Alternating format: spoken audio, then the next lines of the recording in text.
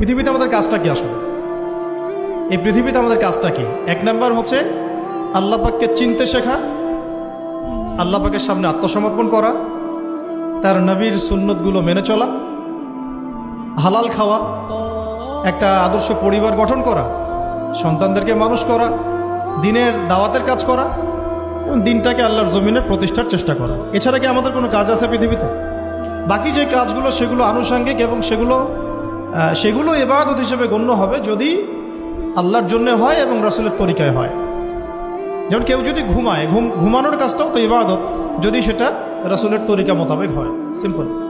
খাওয়া দাওয়া করা আমরা আমাদের চাহিদায় খাই, কিন্তু এটাও ইবাদত হিসেবে গণ্য হবে যদি খাওয়ার সুন্নাতটা আমরা ঠিকমতো আদায় করতে পারি। তাহলে প্রতিটা কাজই সুন্নাত এবং ইবাদত হবে যদি আমরা সেটার তরিকা ঠিক রাখি। মূল কাজগুলো কি?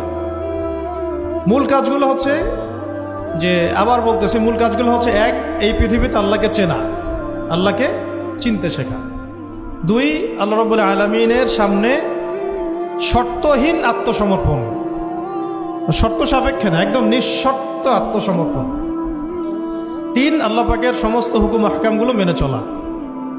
চার, রাসূলুল্লাহ সাল্লাল্লাহু আলাইহি ওয়াসাল্লামের আদর্শ প্রত্যেকটা কাজে বাস্তবায়ন করা, সুন্নতের উপর থাকা। পাঁচ, হালাল খাওয়া। ছয়, আদর্শ পরিবার গড়ে তোলা। সাত, সন্তান প্রতিপালন। আট, সৎ কাজে আদেশ। নয়, অসৎ কাজে নিষেধ। 10, আল্লাহ পাকের এই জমিনের মধ্যে দিনটাকে প্রতিষ্ঠার চেষ্টা করা, যার যা সামর্থ্য আছে তাই দিয়ে।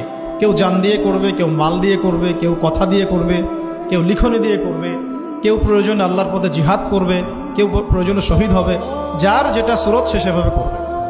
এছাড়া কি দুনিয়াতে আমাদের কোনো কাজ আছে? এই কাজগুলোর মধ্যে, এই কাজগুলোকে যদি আমরা বাস্তবায়ন করতে পারি তাহলে দুনিয়াতেও সফল হব ইনশাআল্লাহ, পরকালেও জান্নাতে যাবো ইনশাআল্লাহ।